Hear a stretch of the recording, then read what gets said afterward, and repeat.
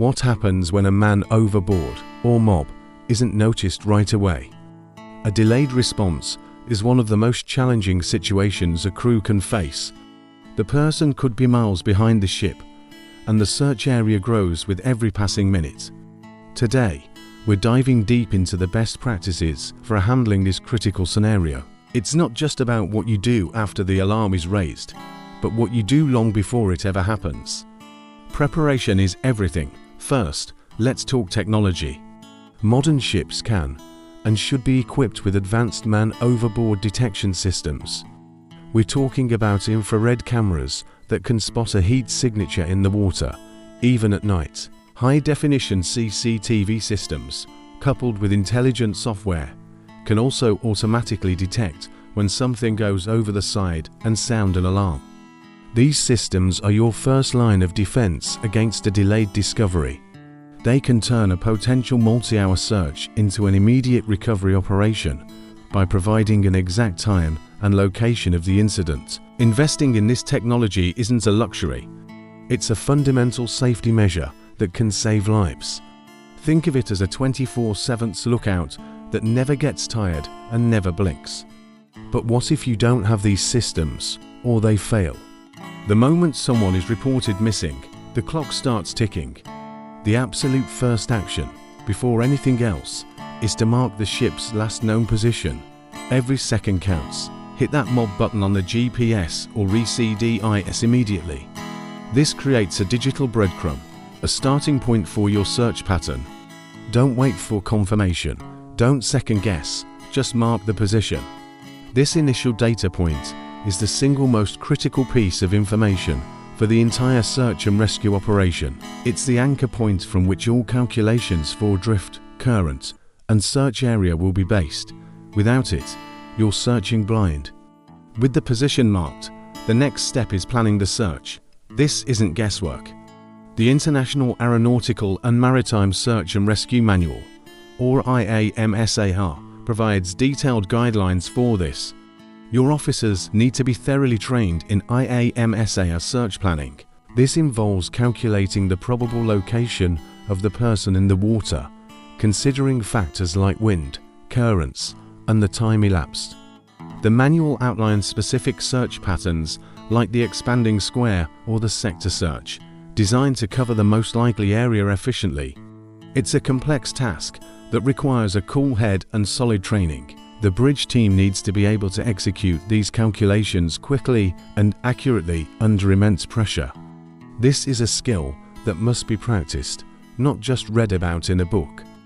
And that brings us to drills. We all do mob drills, but how realistic are they?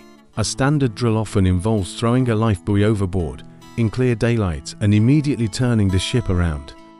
A delayed mob drill is completely different. It should be initiated without warning, perhaps at night or in rougher weather. The scenario should be that a crew member has been missing for an hour or even longer. This forces the crew to go through the entire process, marking a past position, calculating drift, and executing a proper IAMSAR search pattern. The Ask a Dummy, or a similar training mannequin, should be deployed covertly to simulate a real person who is difficult to spot. These realistic drills build muscle memory and test your procedures under stress, revealing weaknesses before a real emergency does. Prevention is always better than a cure. One of the simplest yet most effective preventative measures is the buddy system. Whenever crew members are working on deck, especially in adverse weather or at night, they should be paired up. No one works alone in an exposed area. If one person gets into trouble, their buddy is there to provide immediate assistance, or, at the very least, raise the alarm instantly. This simple policy can prevent a delayed mob situation from ever occurring. It fosters a culture of looking out for one another and reinforces that safety is a shared responsibility. It costs nothing to implement, but can make all the difference. Let's also focus on the bridge, your ship's nerve center. Strengthening bridge lookout practices, particularly at night, is crucial. This means more than just having someone on watch. It means having an alert, engaged lookout. Reduce distractions on the bridge.